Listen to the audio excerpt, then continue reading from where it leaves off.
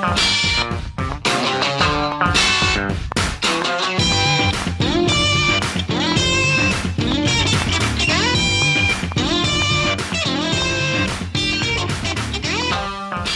right. Well, folks, thanks for joining us for another week of the RecPoker podcast. This is the Chats edition. We're going to be talking with Mike Serrano. You know him by O8Grinder on YouTube and Twitch. He's also been around the poker world for a while. He lives down in Vegas now.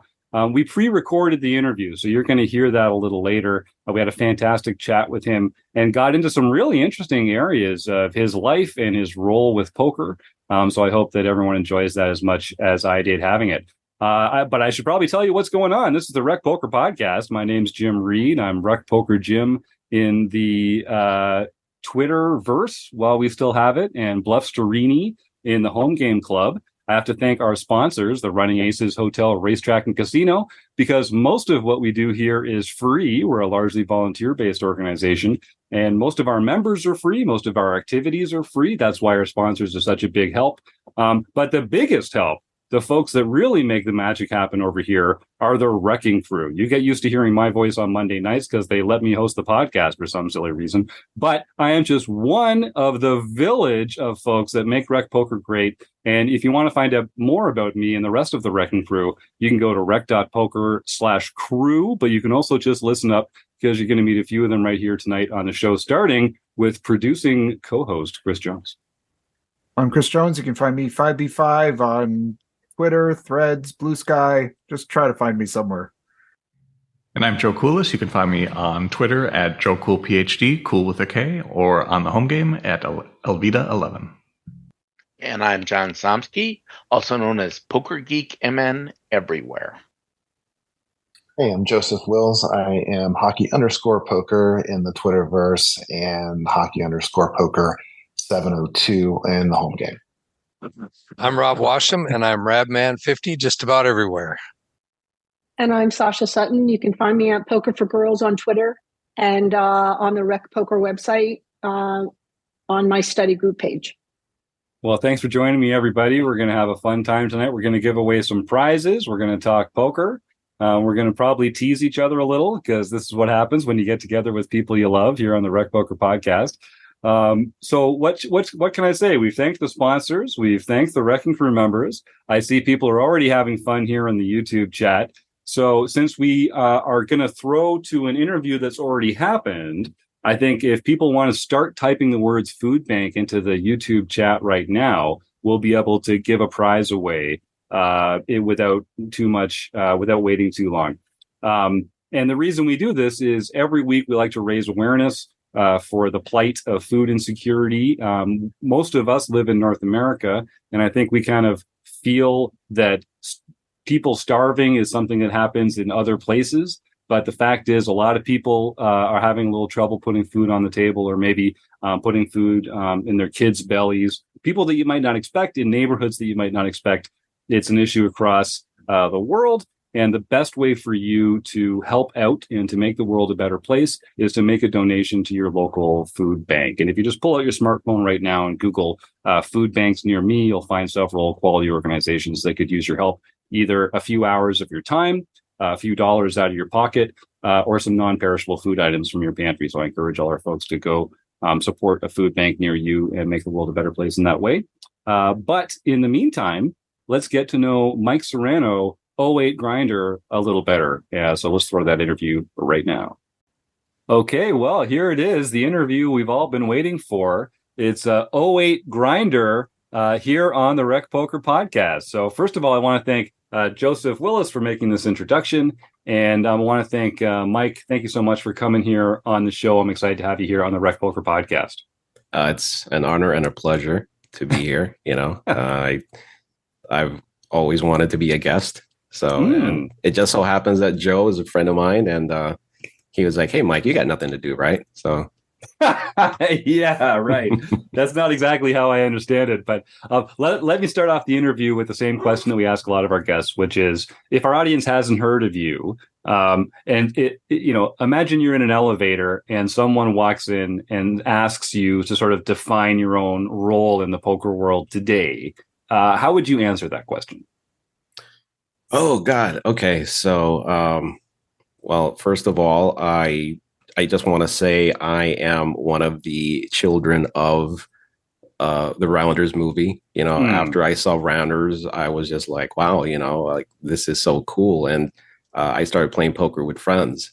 And then it kind of like evolved into kind of like, I kind of want to go play some more poker. I'm sick of playing with my friends. I want to play with other people. So that's kind of like where my love for poker began. And then, fast forward to me finally, because I'm from Chicago, and I moved out to Vegas in 2015. I convinced my wife not to move to California. I convinced her that Vegas is better. That's a tough sell. That's a tough sell for people that aren't gambly by nature, right? What like shiny objects did you dance in front of her eyes to convince her that Vegas was going to be a fun choice for her? I think I just like every man, I just avoided the topic altogether about California. And then I just stopped the car in Vegas on our way to California. Smart. Yep. And I just said, you know what, let's just stay here for a while and see what happens. And that's very we've direct. Been here ever since. Amazing. Great work. Excellent work. And I started making videos around 2017. I actually, like 4 months after I saw the Troopers videos. I think everybody knows who the Trooper is. And then I saw Andrew Neme's videos.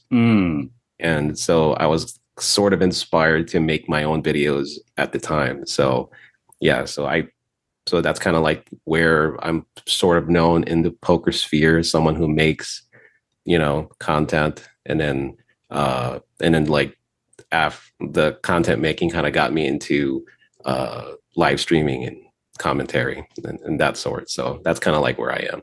Yeah. And I mean, a lot of people know already, but you've got a very active YouTube channel. You've uploaded hundreds of videos there. You've been involved in commentary and in streaming and that sort of thing. How can you describe? So a lot of our listeners are recreational players, and I think we're all kind of interested in this transformation from being an outsider to an insider in the poker world. What were the characteristics, or like what was the situation that you found yourself in that sort of allowed you to make that step?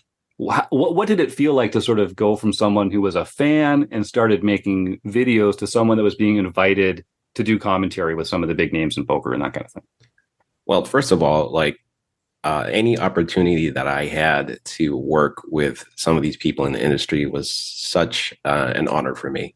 Because, as a fan, starting off as a fan, you're always like, oh, wow, everything is so cool.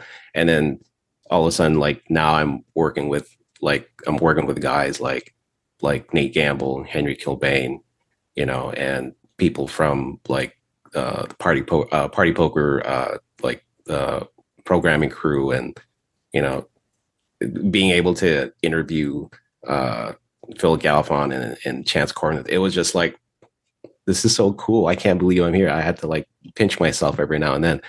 And but yeah, I never took anything for granted. I tried to give my best. And it's hard to it's kind of hard to explain the kind of like euphoria that you feel when you've kind of like put your feet into the water, so but all I can say is it's a blessing. It's a great opportunity, and I'm just blessed to have been had kind of like the right connections and being at the right place at the right time. Yeah. So let's dive just a little deeper into that then. So being at the right place in the right time, like what was the right place and what was the right time? And what was there a defining moment where it was like, oh, I'm actually on the other side of this line now? Mm-hmm. Well, the pandemic, basically. Yeah. So, everybody knows around 2000, we all had to stay home. Mm-hmm. And I had this idea that I would just start live streaming because I had nothing to do. I had my YouTube channel, which was kind of like, kind of fledgling. It wasn't like taking off or anything. So I was like, you know what? I'm just going to live stream it. I don't care if nobody watches. So I would go on my YouTube channel and I would fire up my YouTube channel, go live for about 30 minutes every day. So I would get up at like 5 o'clock, go online at 6 a.m.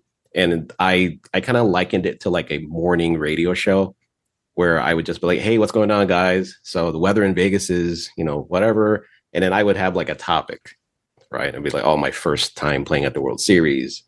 The next episode would be like my longest session ever, stuff like that. Just, basic poker stuff, like, what you would talk about amongst your friends. And then, I had nobody watching me at the time, but then, as I kept going, I did this every day for like about 3 months.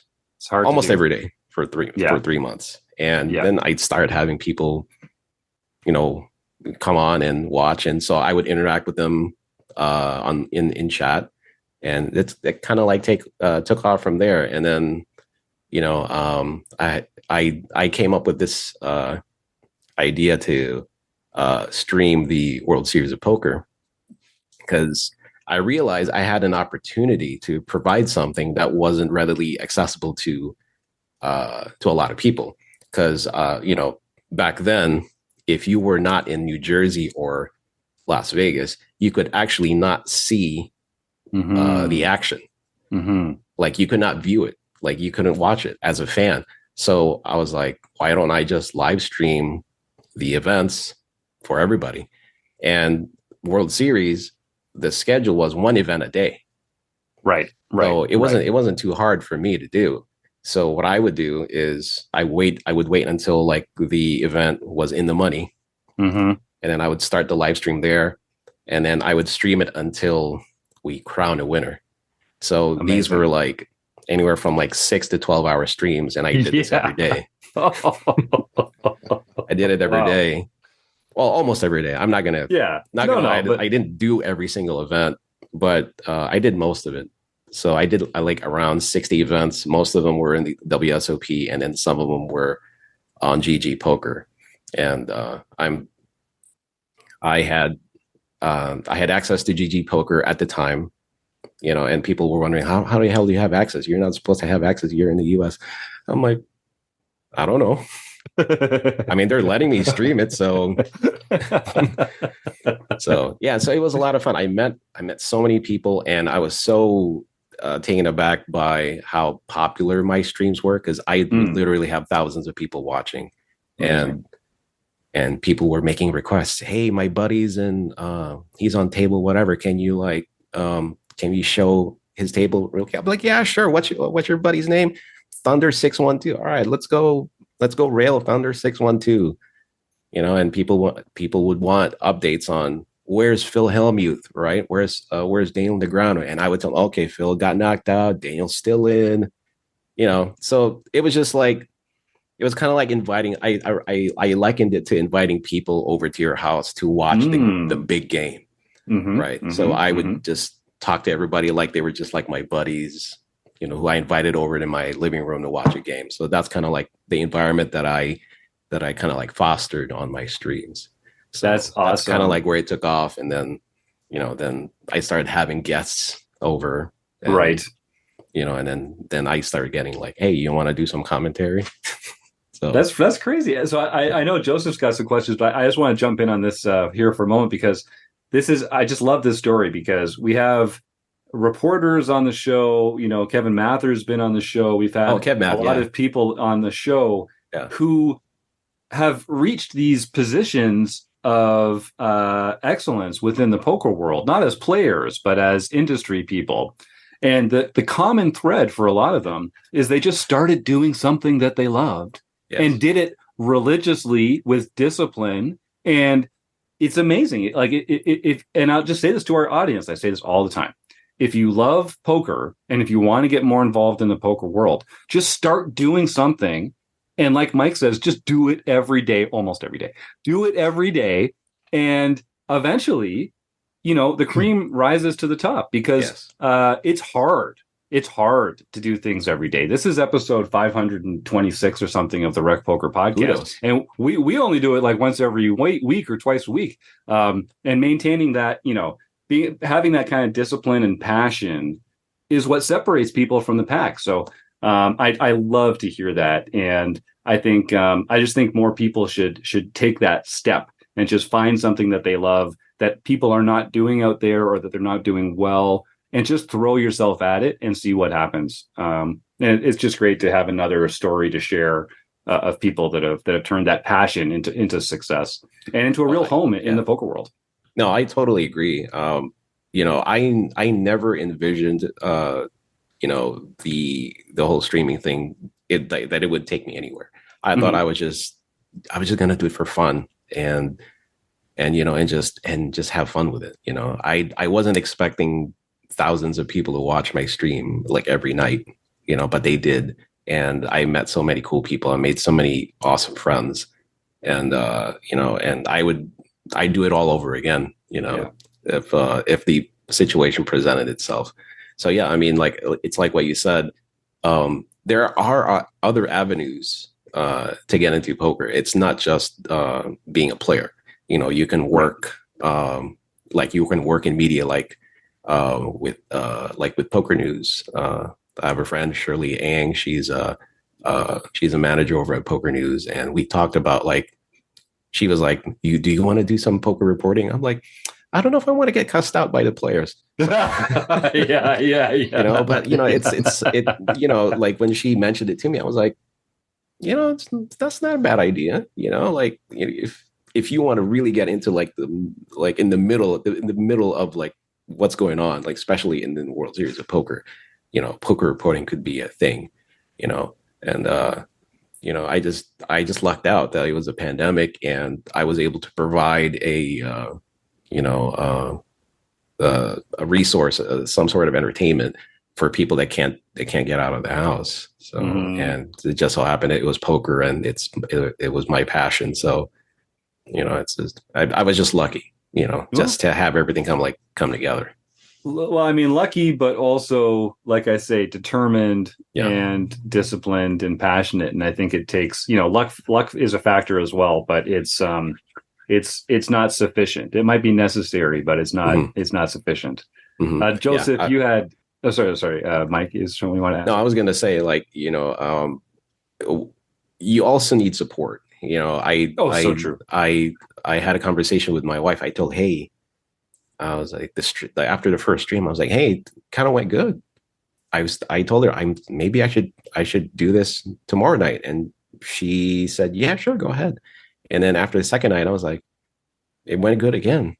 Maybe I should go the next night. And she just said, look, if you're going to do this every night, just tell me. And I was like, thank you. As we had a daughter, and she was obviously every kid struggled at school during the pandemic, and I was like, all right, you're going to have to take care of the homework and stuff. And I'm going to be in this other room for about 8 to 10 hours. Right. Not being able to help or anything, but I had that support, and my wife is she's the real MVP, because without her, I don't think I would have been able to push forward. Because there were days when I was like, man, I just did a 12-hour stream, I'm beat. But then she's like, yeah, but people are counting on you to be there tomorrow, and that kind of like what got me going, is because I don't think anyone else was doing what I was doing. I think there were I think Poker News, they were kind of like doing their own stream at the time, and Jeff Platt was doing his own stream, but they weren't doing it every day. I was doing it every single day. I did almost every single event, and I was like, if I don't show up, where are the people going to get their entertainment? So that's kind of like, that was like my push, so yeah. I love it. I did it for the people. Yeah. Joseph? Nice. Yeah. Just speaking of entertaining or, entertainment, I know you've obviously, played a lot of live poker as well. And even on the stream, I guess, what are some of the craziest things that you've seen? I guess it's more exciting, when you're there in the poker room and something happens, but can you illustrate a few things that, of note has happened over the years? Like crazy things that happened on my stream, or yeah, whichever. Has anyone ever flipped a table in the poker room while you're sitting? Oh, okay, all right. So as far as live, I want to say I've seen some crazy stuff happen, being in Vegas and all, but my games aren't that crazy. So what you don't want to see is kind of like inexcusable behavior. When I used to play a lot, I play with a lot of regulars, and sometimes, when people kind of like lose their cool, they do things that, you frown upon. I've seen players throw cards at dealers' faces, and that's uncalled for. It's that kind of stuff, but nothing like fights or jumping on tables and stuff. I mean, I've seen players get arrested at the table for, just the security coming in and just pulling them out. And he's like, I gotta finish this hand. But then they're pulling it. But that's it. Nothing too out of the ordinary in Vegas. True. Yeah. On stream, I've had a lot of cool moments. There was a time when we were I'm trying to remember. We were following Phil Hellmuth's run at one of the events, and we were just in full Phil Hellmuth support. Like the whole stream was like, "Let's go, Phil Hellmuth! Let's try to get number 16, right?"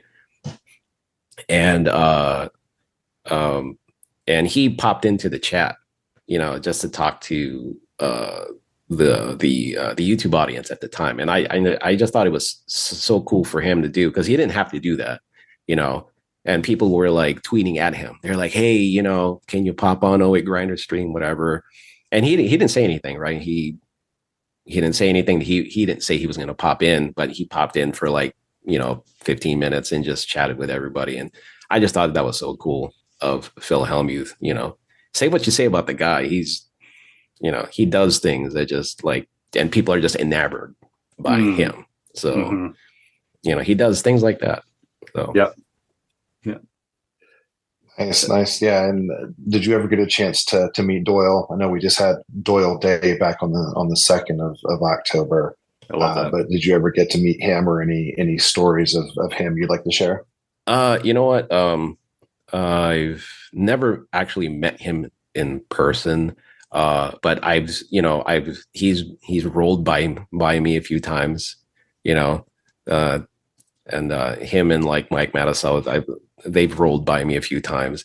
I've never been the kind of guy to be like, stop someone and take photos with them. I don't know, maybe it's like how I grew up, but I'm not comfortable stopping someone while they're walking, because I feel like I'm intruding, or I'm I don't want to cause them any delay. If they're going somewhere important or whatever, I don't want to take up a lot of their time. And I don't want it to be like a domino effect where if I stop them and then a whole bunch of other people stop them, and now they can't be where they're supposed to be. So I've never been that kind of a person. I've always been kind of if we run into each other and we both look like we're not busy and we have 5 minutes to chit chat, let's do that. But then if you're like Doyle and he's on his little scooter and he's trying to get someplace, I can be like, oh, there's Doyle, but I've never tried to stop him, try to get a photo. I will point out, in the few communications that Mike and I have had, Mike, you strike me as someone who's extremely polite and accommodating and deferential. You definitely put other people first, and it comes through in all your communications here. Do you think that's a liability as a poker player? Oh, I don't think so. I think your personality, your character, I mean, that's the kind of person you are. But to be someone like a successful player, there's a switch that you can turn on and just be like, okay, I'm in game mode, right? I can be a nice person still, but still be able to do this type of work effectively. So yeah, I don't think it's a hindrance to be a nice person or to be someone that's kind of like deferential, to be a little bit more passive in your everyday life, because you're not, I mean, I guess to some people it's a little bit difficult to make that transition, but it's something that you can learn to do. Mm-hmm. It's not something mm-hmm. that you're stuck with, So, to all the people out there who are passive, you don't have to be, it doesn't have to be that way. It doesn't always have to be. Yeah. And I think, learn. And I'm a fun, friendly, kind person. And Joseph's the same way. A lot of us on the RECing Crew are here because we want to put other people first and help other people with their poker game and to like spread our love of poker. But I absolutely am coming after every one of your chips on the table. And, we'll both smile while it happens. But like, I'm coming for those chips. And so I do feel like there's that switch that you have to just kind of flip as you enter into the arena. Mm-hmm. On the felt, but yeah, that's great. I feel the same way. So now I know Joseph has a couple other questions, but how much? So you were very active, making tons of videos, doing your commentary, interviews, that kind of stuff. I know, and it feels like recently you've kind of taken a step back from the public sphere. Can you talk a little bit about that? Yeah, sure. It sort of kind of like happened after I had a bout with Bell's palsy. To your listeners who aren't familiar with Bell's palsy, it's basically the right side of my face went numb, and I was like in the middle of dropping off my daughter at school, and then I just felt something weird right here on my right side of my face, and I was like, it's weird. My face is kind of droopy, right? But I didn't think nothing of it. I thought I was just tired because I had a long night the previous night. So I get home, and then it just kept like the feeling just never went away. And then I went into the bathroom to look, and I was like the right side of my face was like falling off. Like it was like I looked like one of those like monsters in the movies where it was like melting, Like I was like the blob, like the right side of my face was like melting down. I freaked me out. I thought I was having a stroke. Yeah, that must have been terrifying. Are you kidding? I freaked out.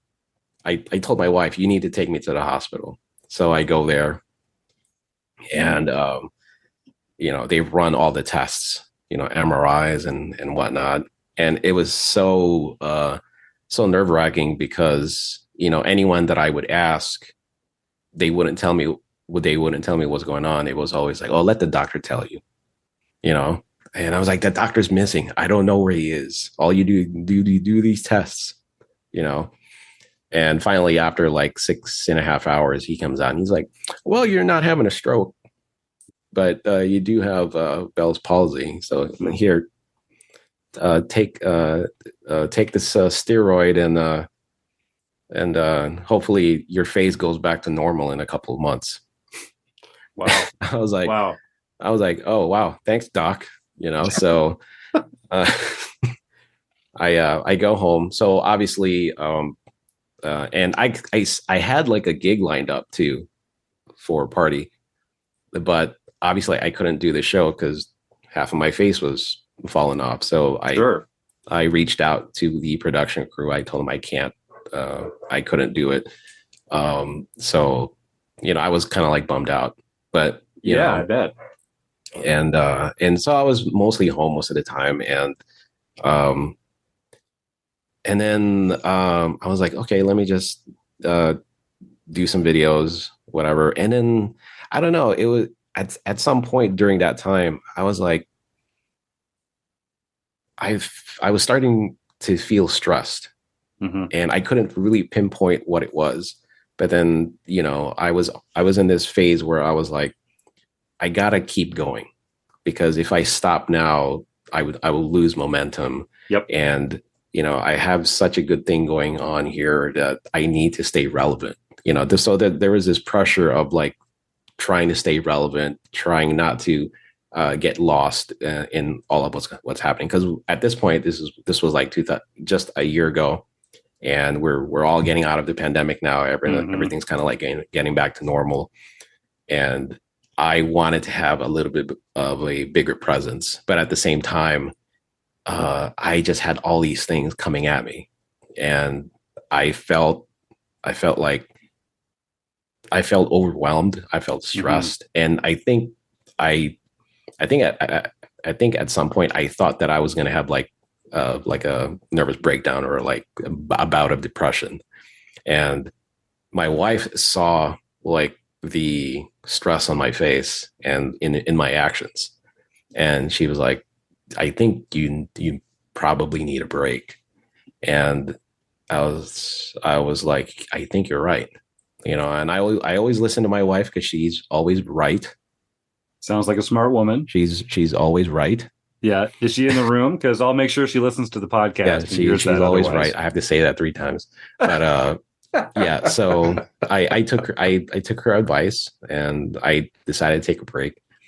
But then I didn't remove my social media at the time. I was still kind of like involved, but I was just kind of like not making content.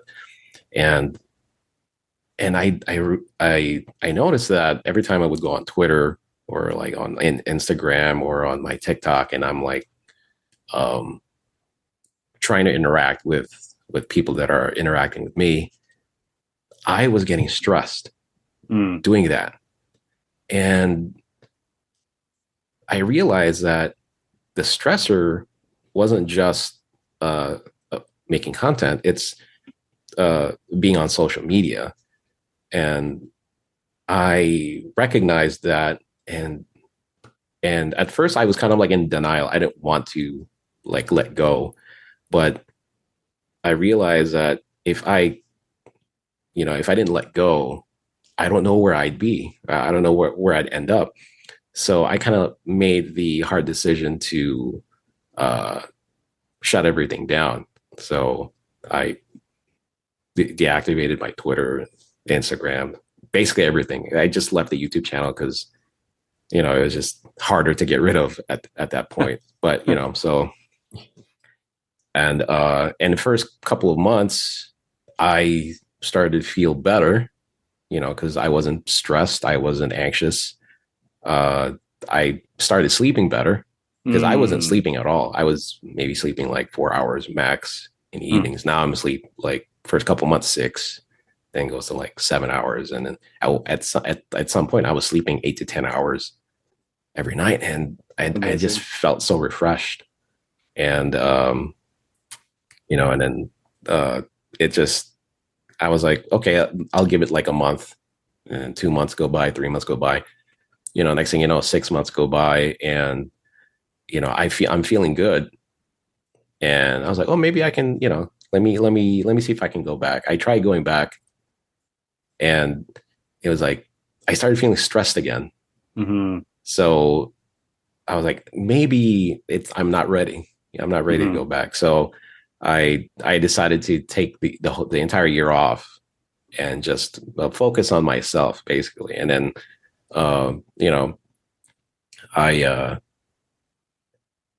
I at first, when people would ask me, because I would have people wondering, where's O8Grinder? What's he doing?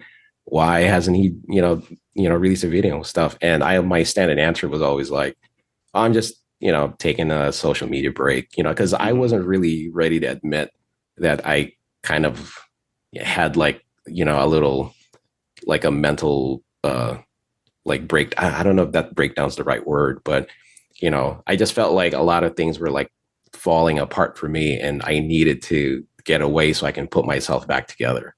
But I wasn't ready to admit that to people at the time. So I would just tell people that I just needed a social media break. So this is actually the first time like people are going to actually hear the real reason why, so I'm more comfortable talking about it now.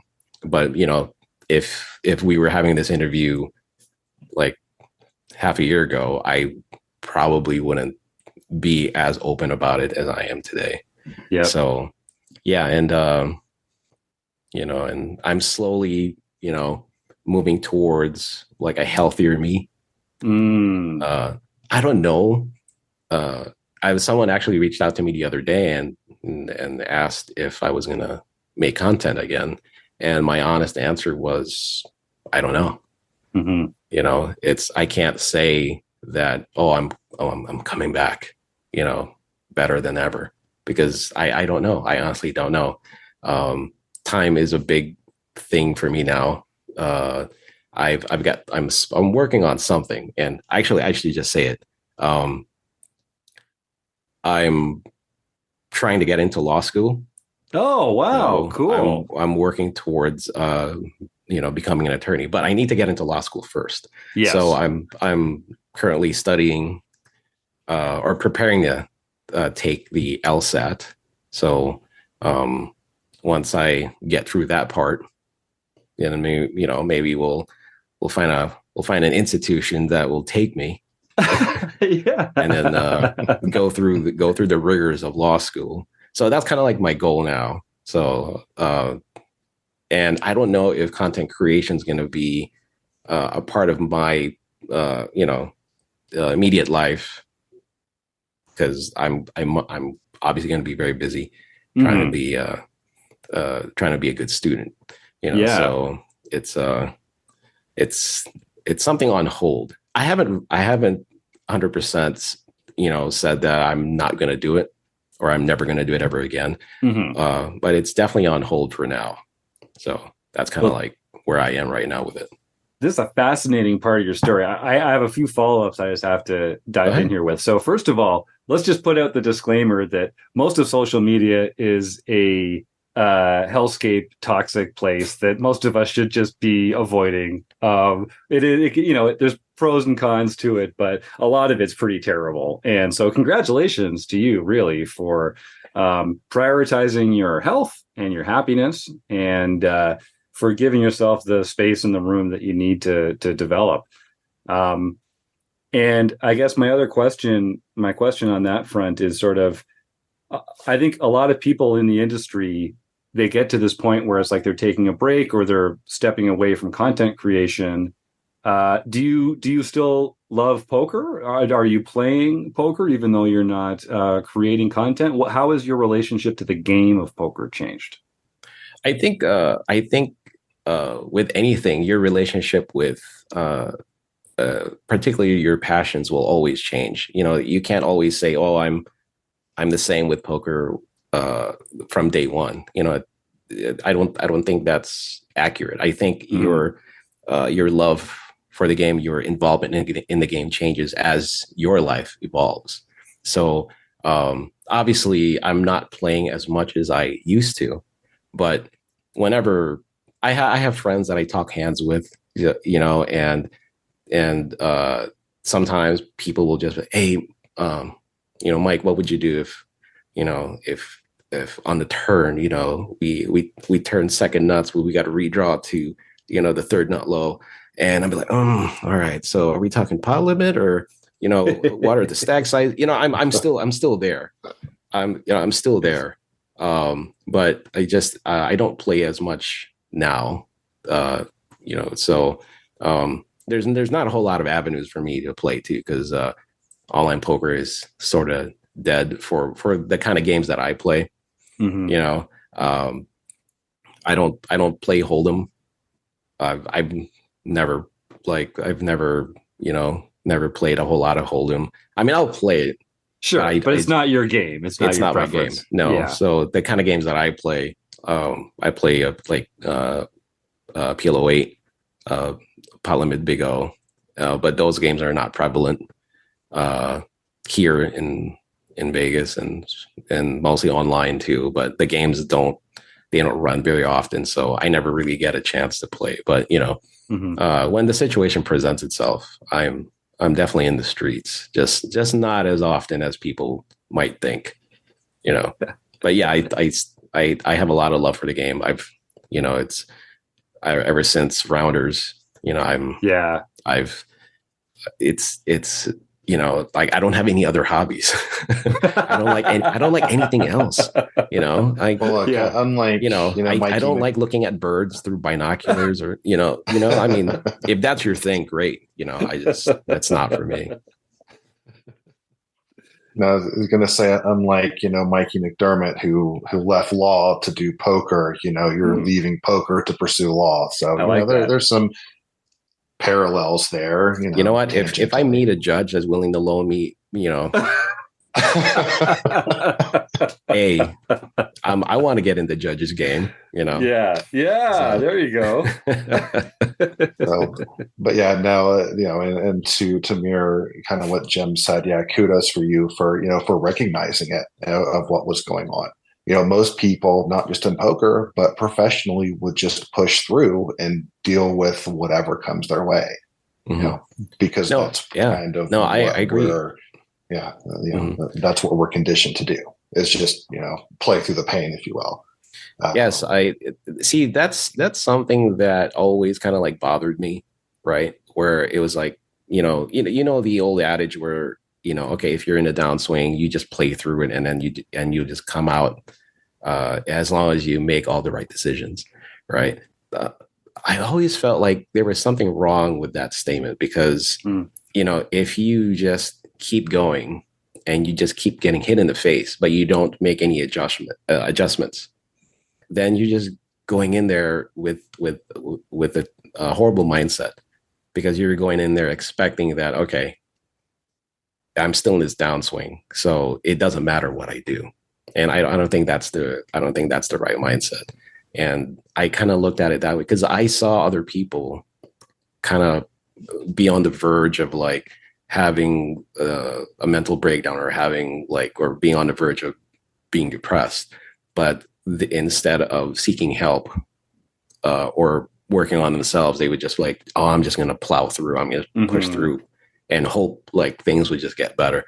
Hope they hit a miracle gut shot and that'll just take him over the top. But that's only like a temporary feeling. The next day you could be back to where you began. And I didn't want to be in that situation where I would put unnecessary stress on myself and on my family too, because I have people that depend on me. It's not just about me, so I'm no use to me and I'm no use to my family if, I can't function, I can't function in a way where I'm beneficial to other people, and I want people to know that, when you surround yourself with people, you always want to surround yourself with people that will help you be a better person, and that, that they love what you contribute to their life. So when you have people like that, you become more responsible, because you feel indebted to other people. You don't feel alone. So that's something I wish more people would take account of, especially like, in being in the poker sphere. It almost feels like you're like this lone ranger. There's no, it's me against 9 other players at the table, right? But it doesn't have to be that way. I've met a lot of cool people in poker, and I would never say that, oh, I wish I wish poker never happened in my, no, I never say that. It is what it is. Things happen for a reason, but you can make friends in poker. You just have to be present and be willing to, reach out. You don't want to, because a lot of poker players are kind of like standoffish, and but it doesn't have to be. So that's kind of like my advice. Yeah, I think people feel like it's a lone wolf activity, and there are a lot of lone wolves in it. But I think the people that really succeed are the ones that surround themselves by like-minded people who want to get better together and help each other get better. And like you said at the very top, it's not only about, steel polishing steel and strategizing together. It's also about like having a support network. and having people that can encourage you and that can, be there for you to complain at when things aren't going your way and to celebrate with you when things are going great. I think this sense, this kind of cliche of the lone wolf poker player is very outdated. And I'm glad to see that we're kind of pushing back on that. I think that's important.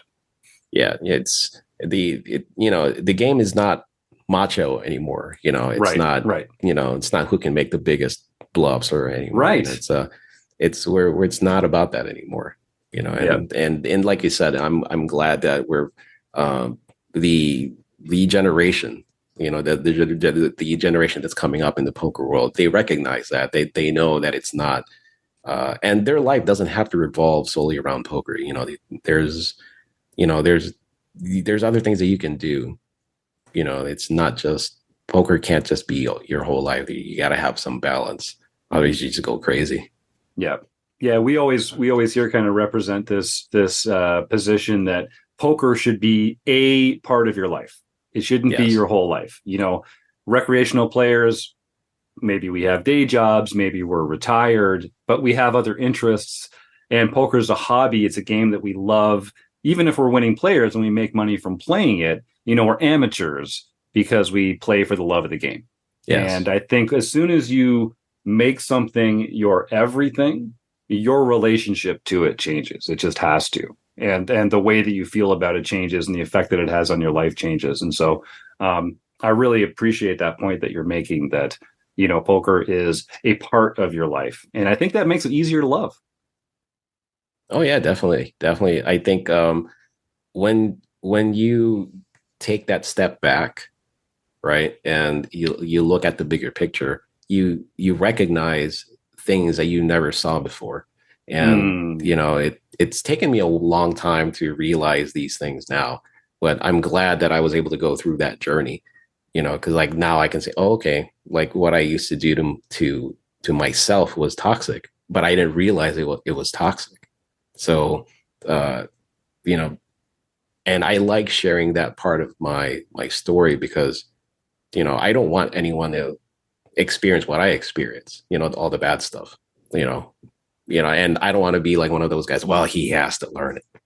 Yeah, he has to learn it the hard way. He needs to grind. He needs to grind his teeth. And why would you be that way? So I've never liked that approach. If someone comes up to me for help, I'm 100% I'll help you if it's within my power.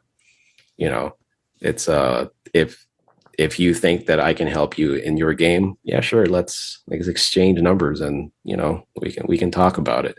Before I used to never want to be in that position where, hey man, can you help me with my game, whatever. And I would always defer. I would, hey, I'm not that great.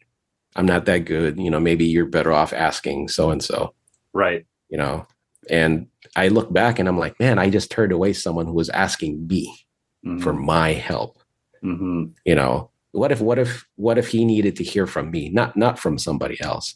And, and now it's like, wow, I feel bad that I did that, but I can make amends now. I can, if someone comes up to me now and they want my help because they're asking me, then yeah, sure. If I can help you, then yeah, I'm here. I'm available. Well, and I think there is this natural kind of imposter syndrome for folks like us, Mike, where we've been in the game for a long time. We've played a lot of hands of poker. We've talked to a lot of people about poker, but we haven't won like tens of millions of dollars. We don't have bracelets. Like there's this credentialing issue in the world of poker, I think, where we feel like, oh, well, you want to talk to someone who like really knows what they're talking about. But the more I've gotten involved with RecPoker, the more I appreciate just how much help we can be to people that are looking for this kind of help. Beginners and intermediate players, you don't need to be Daniel Negreanu to help them with the game, to give them advice, to shine the light on the path ahead a little bit, just so that they can see where to place their steps without having to fumble forward in the dark. We don't have to be poker geniuses or masters just to make someone's journey in the world of poker more comfortable or to accelerate their learning. So I really appreciate that point. And it's been a good lesson for me too, to kind of, and other RECing Crew members, like, as we do coaching through the Rec Poker program, and a lot of our premium members get coaching from RECing Crew members. And when people join the RECing Crew, there's always this sense of like, oh, but I don't really feel like I'm qualified to coach. And I'm like, well, let's like get asked some questions from some intermediate players, and you'll be surprised how much help you can be. So that really strikes a chord. Yeah, you would be. Yeah, you. I tell people this all the time. You would be surprised how much poker you actually know. Yes. You know, but you need someone to kind of like peel away, you know, the layer so that you can see what you know. Mm-hmm. I'm sorry, I keep hitting my watch. No, but I think we forget how little we knew about the game when we were getting started and while we were learning it. Because it's a lot. It's a lot. It takes a lifetime to master. Right. Yeah, yes, that's true. Very true. Very true. Joseph, we're getting up to the end. I know you've got a couple of questions, and I've got a couple more, and we'll wrap it up after that. Yeah, no worries. No, I was going to suggest we're having, our event at the Poker Oasis on December 10th. So, who knows? Maybe, Mike can live stream that one for us, Hey! Like a soft landing back into the, into the world of streaming, because we're going to have 2 tables for this event. So, we're going to need a lot of cameras. Right? Yeah, exactly. Lighting got the lights set multiple up, angles. You want to get reaction shots. I am looking forward to that event, Joseph. December 10th at the Poker Oasis. That's going to be a lot of fun. Yeah, I'll be there. Yeah. You're coming into town, Jim? Yeah, I'm going to come down for a couple of weeks at the beginning of December. See if I can try my hand at that WPT series. Okay. Joseph was kind enough to say, "Oh, why don't we do an event at the Poker Oasis then?" So hopefully we can get some other Rec Poker members over, play some hands, have some fun, turn our cards over, talk about it. The good old way, the good old fun fashion way of. I guess I'll come. We got him, Joseph. We got him. Right, Put me on the spot, Joe. Put me on the spot. I mean, that's how Mike and I met. Actually, was he ended up coming out to one of the mixed games events. And the rest, they say, is history. So that's very cool. Like I show up, and obviously, there's people there that they probably don't know who I am, and I try to stay as incognito as as much as possible. But Joe's like, "Oh, this is so and so," and I'm like, "Come on, man." The first time you came, I had no idea who you were. It was the second time that I let the cat out of the bag.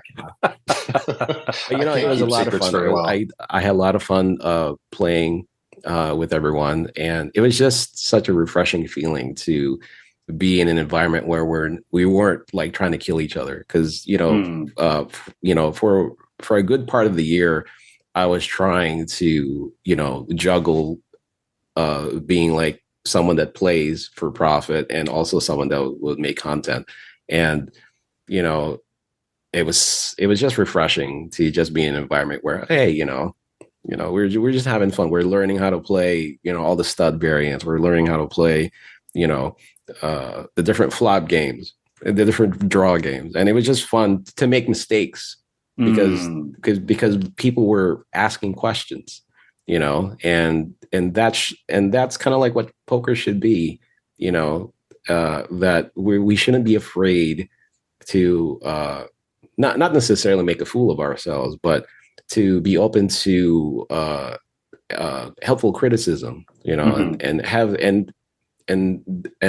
give someone an opportunity to help you, because someone like Joe, for example, he's just waiting for a shot to teach a young buck, or to be a mentor, So yeah, I don't know. I've been there. My next article will definitely outline how novice I was even just 6-7 years ago. So anyway, no, that's exciting. It can be a great community if you allow it to be.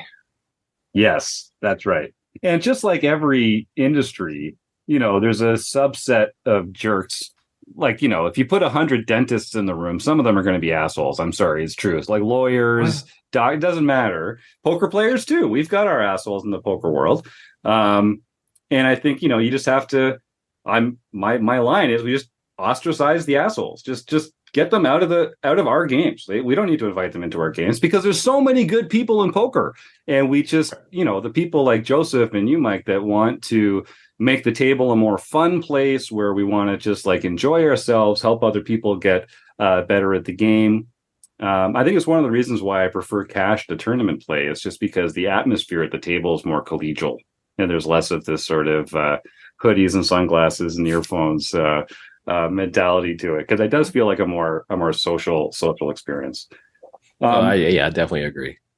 Yeah. No, if you want to have fun, play cash and mixed games. Well, the mixed games do seem to be the most fun. If you walk into a casino and there's one table where everyone's laughing and drinking, that's the mixed game table. You can tell. You can tell. Yeah, I've had. Speaking of the mixed games, I've had many opportunities to go play at the Mixed Game Festival hosted by I want to say my good friend Robbie Straczynski. Oh yeah, I've gone to his event. I want to say 3 or 4 times now.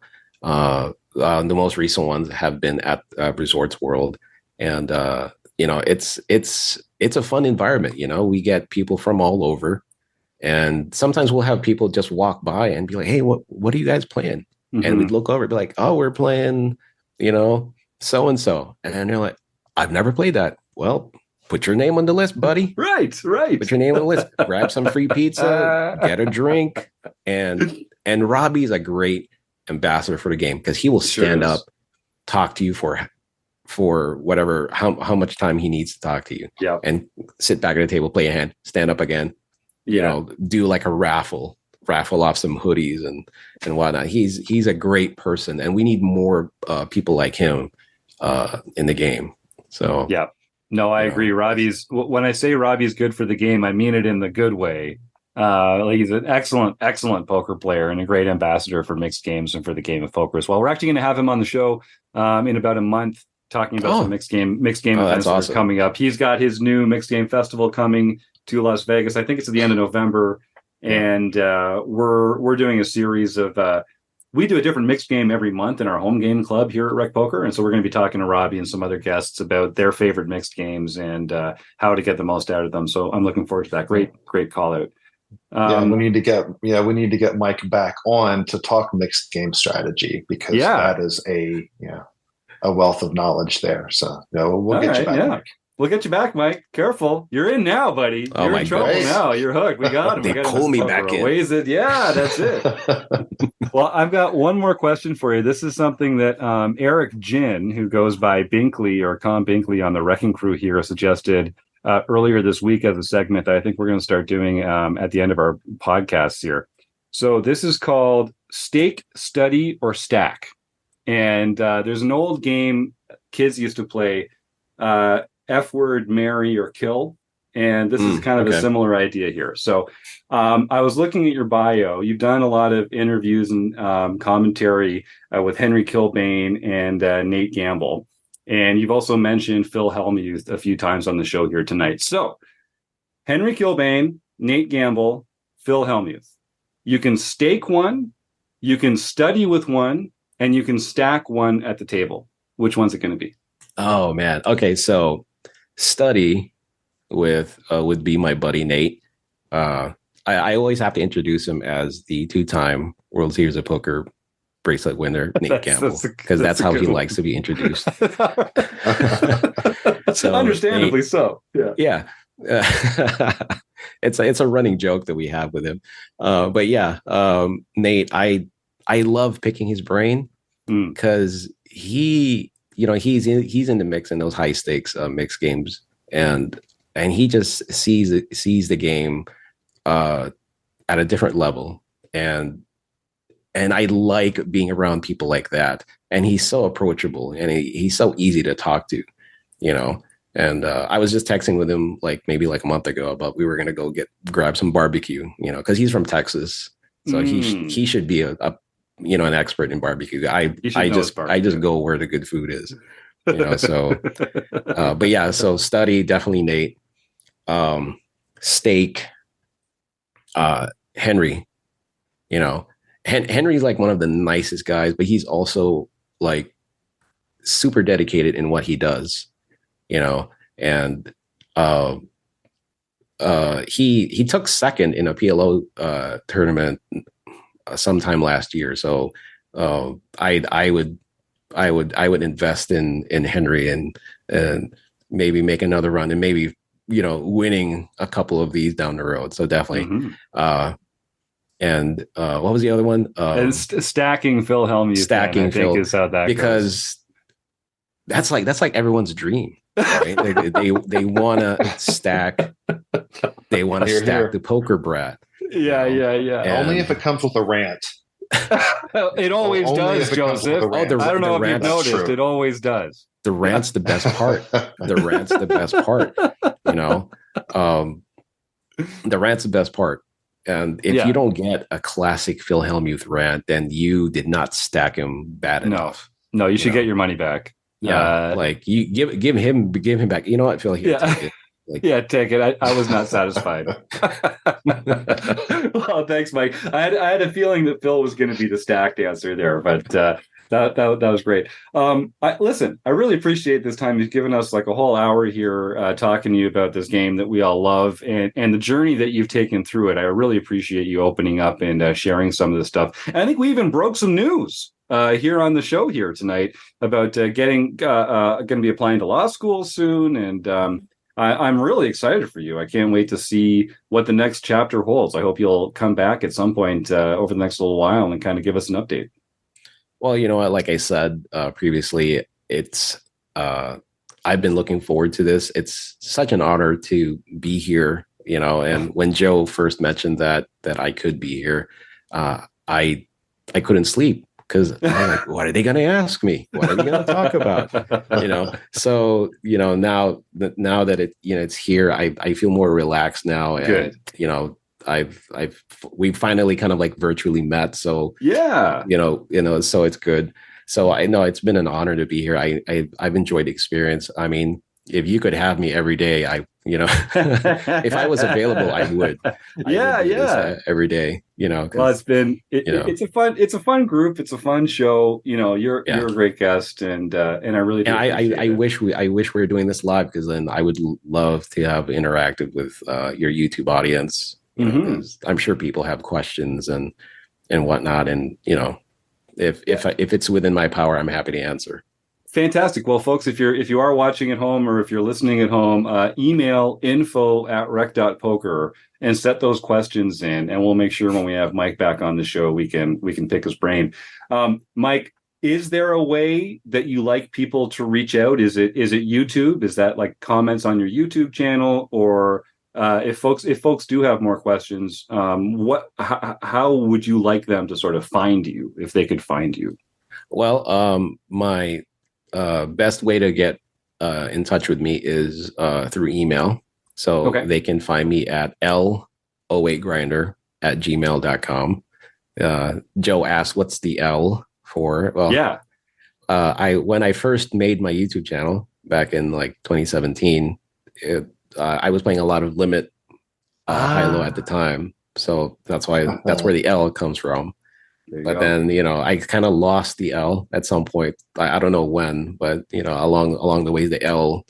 But the email is still, it's still L08Grinder. So it's L08Grinder@gmail.com. And I check it periodically. So if people have questions, they can reach me out there. I think the YouTube videos too, if they want to leave comments on any of the videos, I'm kind of like trying to rework my channel, so not all of the videos will be visible. I think some of the live streams are up there, but not everything. So whenever I have free time, I'm trying to work to the point where I can re-release everything. So nice. All right. Well, I'll make sure to put the links to the YouTube channel and that email address in the show notes. So if folks do want to reach out and say hi, they know how to do it. They can, post a comment on this video too. You're going to put this out on YouTube, right? So that's right. Yeah. I'd love it if you do. I'd love it if you do, folks. Comment, like, subscribe. Oh God, it feels weird saying that, but it does help us out a lot. So I'll put out the call to action. All right. Well, Joseph, thank you so much for your time today. Mike, this has been a real pleasure. And good luck with the next steps. And I can't wait to talk again. I guess maybe on December 10th at the Poker Oasis. I hope so. Mm-hmm. Mm-hmm. Yeah. You have me committed. So all right. I'll be there. Joe, just text me like the day before. Oh, yeah. Because I'll remind you. Oh, good. No, yeah. Thank you so much, Mike. This has been a pleasure. No, the pleasure is all mine. Seriously, you gentlemen are great to talk to. So I look forward to us having another conversation. All right. Well, that's the interview with Mike Serrano, O8Grinder, and we'll throw back to the rest of the podcast here. Thanks again. All right, folks, we're back. We did it. What a fantastic interview. I love talking to O8Grinder, Mike Serrano. A lot of the other members on the panel here don't know what we covered just yet. Rob usually has a couple of good guesses about what we got up to.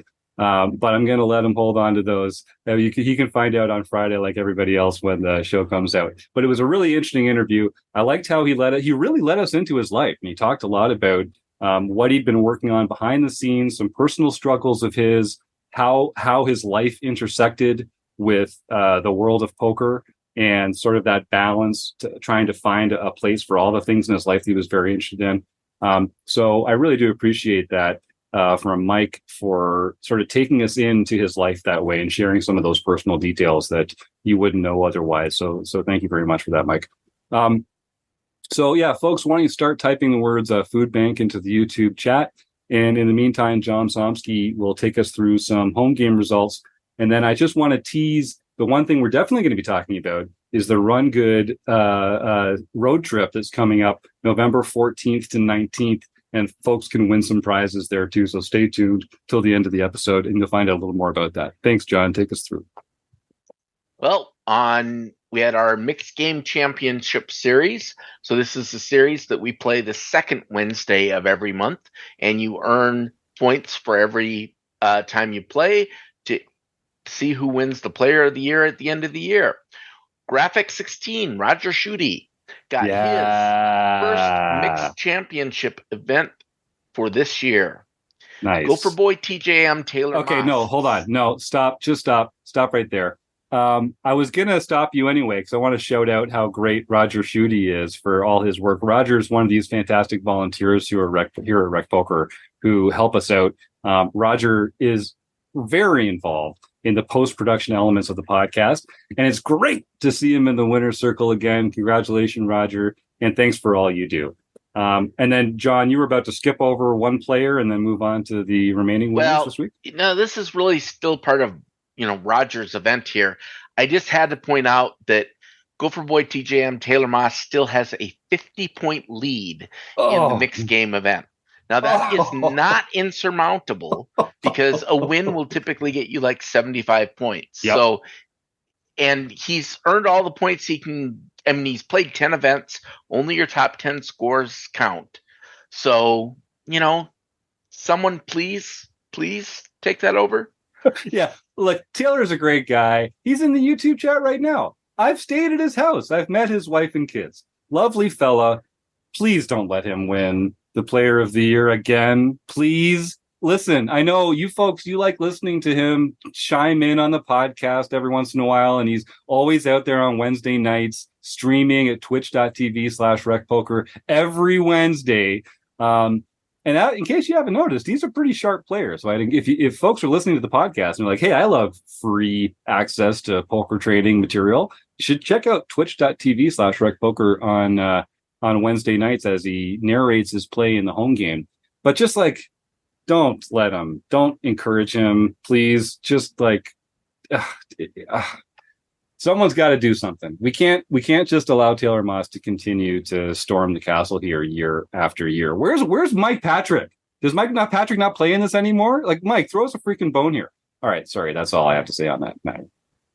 Well, then we have our Tournament of Champions. So every month we have, for the people who won an event in our daily series, we have a Tournament of Champions.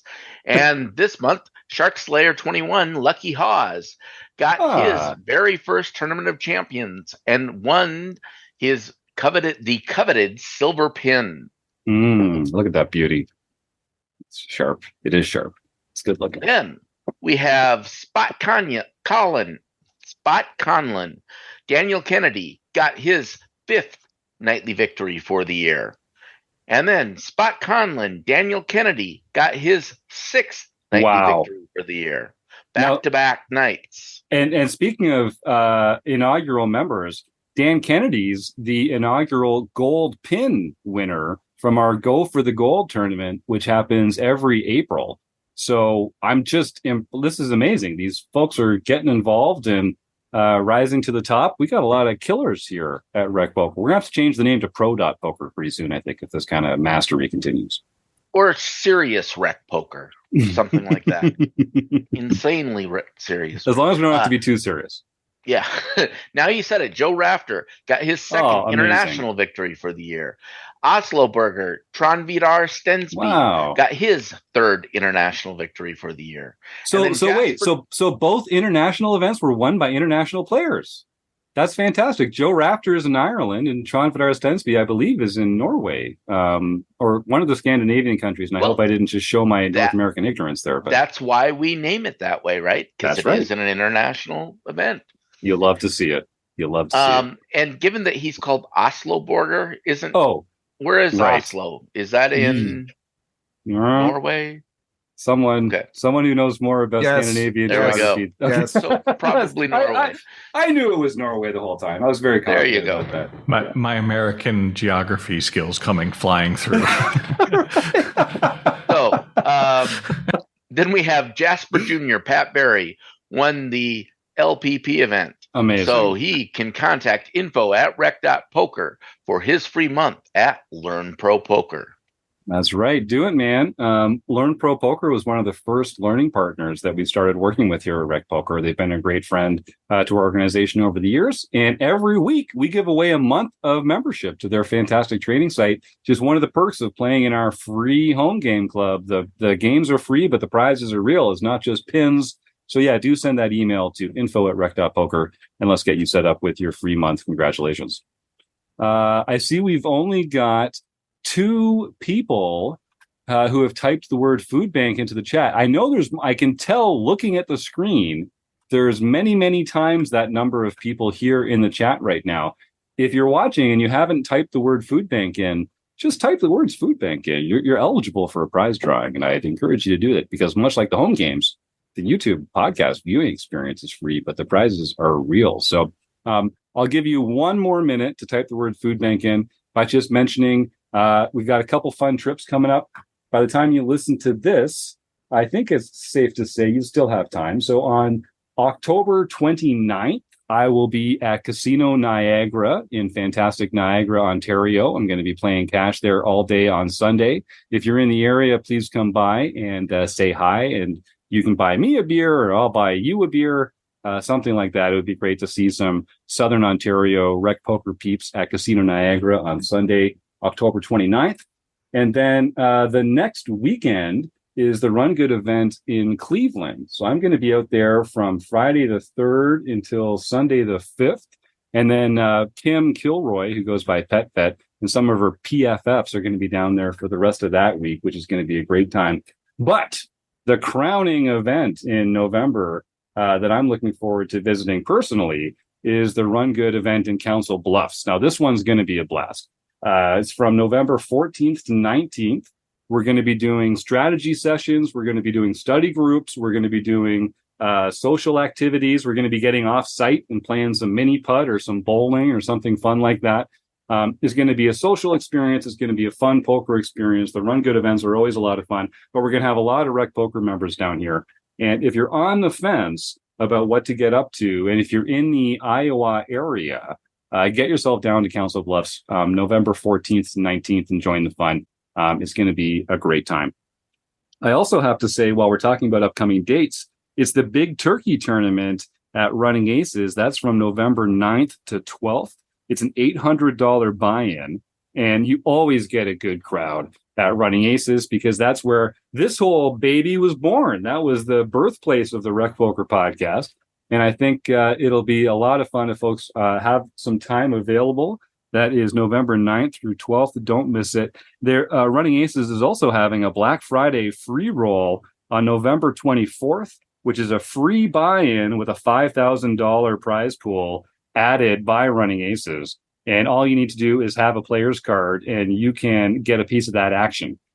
So I want folks, if you're traveling around and playing poker, consider those dates because they're coming up and they're going to be fun.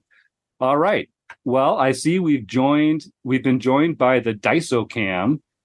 Chris Jones has his fantastic new Steelers colored dice. Oh, sorry, Chris. I know that's not how you like to refer to them, but they're objectively black and gold dice, so. Not yellow. Yeah. So are they Saints colored dice? Yeah, maybe they are. That would be more apt. Is that the semantic argument we're going to make here? Okay, I've got buddies that are Saints fans. That's okay. So I see in our YouTube chat, we got Phil Razor. We got the RRRCCC, and Joe Rafter, our international winner from Saturday, is here. So still, that's only 3 players, but I guess those are the only 3 folks that want to win a prize tonight. So what are you going to do? You can't make them. You can't make people win. There's nothing to be done about it. So why don't you roll a 4-sided, and I'll do my usual every time you roll a 4. Then it'll be $10. Usual $100 limit, please, because you hate me, Chris. I'm good at rolling 4s, I think. Yeah, you are. This is fantastic. So if folks don't know, so Joe Coolis, a fantastic supporter of our food bank awareness drive here, is offering to donate out of his own pocket $10 to a food bank that's in his own neighborhood. If Chris rolls a 4.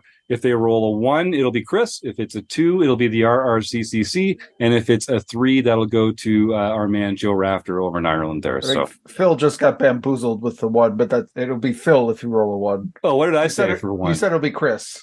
Oh, I'm always trying to take it away from Phil. That's like all that right. One was really subconscious though. Okay, let's see who the winner's going to be. Away we go. All right. It's a 3. It's a 3. That's Joe Rafter. Joe, congratulations.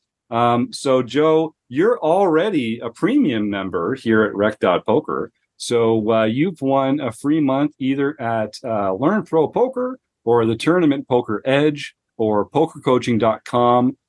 You can also use that winning towards a discount in our coaching shop here if you want to get some work with some of our RECing Crew members. So you've got a lot of options. Send an email, sir, to info@rec.poker and claim your prize. Well, is there anything that anyone here wants to talk about? We've got a couple new scheduling events in September and October. On Thursday nights, we're shifting a little later in some nights, a little earlier in some nights. Sasha has introduced her own weekly study group on Saturdays at 5 o'clock Eastern about mastering mindset. That's been a good one so far, and I can't wait to see what she does with that. This week, if you're listening live, you can still make it to Joe's Poker Psyops on Thursday at 7:30 Eastern, and that'll be followed up by Eric Jin's Play, Explain, and Learn at an earlier time, 9 p.m. Eastern. Some of us East Coasters can still get in there. And I believe it's Rob's book study on Wednesday. Rob, how are you doing in that one? Are you getting close to having solved all the poker problems in the world? I think we have, yeah. I think we're very close. No, this will be session 9, and we'll be studying chapter 10, which is pre-flop, which is the last main chapter, and then he goes into some generalities for the next book study. So I think we should be wrapping it up in November. Okay, so fantastic. We'll have to start thinking about what that next book could possibly be. That's by the way, we are studying GTO Poker Simplified by Darrow Carney and Barry Carter. So that is the book we're doing, and we're on chapter 10. So we're getting pretty close to the end of that book, and it's been very, very enlightening. And folks, even though we're just getting to the end, don't feel like it's too late to join. We record all these sessions. They are available as premium videos here on our site. And Rob also uploads his fantastic slides that he presents for every session. If you want to go and take a look at the slides, they're in the book study group under documents, I believe, is one of the tabs there you can check for. And Rob really breaks down every strategic element of the chapter that he then goes through with our group. The book study is probably our longest running premium member event here going back to 2019. And it's just a phenomenal way to get a little guidance and company while you're working your way through the material. Sasha, you unmuted there. Would you like to add something? Yeah, just very quickly. I just want to shout out, I just want to capture some of the language from this very rich conversation today, which is this idea of, quote, reasonable lines. And I think that players at every level struggle with this. What is a reasonable, unreasonable poker play? If she's being unreasonable, they're not fun. They're not taking lines that I read about in books. Poker is defined by unreasonable insanity. And I think as we move across our poker journeys, whatever it is, in whatever context, this idea of what is reasonable and unreasonable, it would be really fun to and maybe have a whole pod talking to someone about unreasonable lines, because it's a psychological question, it's an equity question, it's an aggression question. It touches so many different spheres, and it's important for players, especially rec players and others. I like to think like I learned so much, and then I just try to forget it all when I play. Like, we learn what's reasonable, and then we strap in, to use Joe's lovely phrase. So I just wanted to shout out the language from today's lovely conversation. Thank you. Yeah, no, that's a great point, Sasha. And I mean, as recreational players, we're going to be playing against players that are less studied, that are making more unconventional plays or irrational lines. So it's the kind of thing that we're actually going to encounter at a pretty high frequency. And so it behooves us to kind of dig down into that and see if we can make some educated decisions, even when the assumptions of our opponents aren't necessarily transparent to us. Well, folks, I just have so much fun every week on this RecPoker podcast. I'm so grateful to be here with this fantastic group. Thank you to the Running Aces Hotel, Racetrack, and Casino. Thank you to all our premium members, the wind beneath our wings that we could not survive without. Thanks for subscribing to the podcast. If you're having a good time, please give us a rating, subscribe to the YouTube channel. I hate saying that kind of stuff, but it really does help us out a lot. Chris, did you have something you wanted to jump in with before we...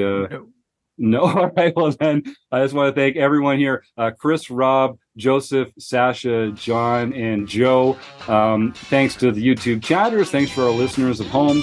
And we'll see you next week here on the RecPoker podcast. Have a good night, everybody.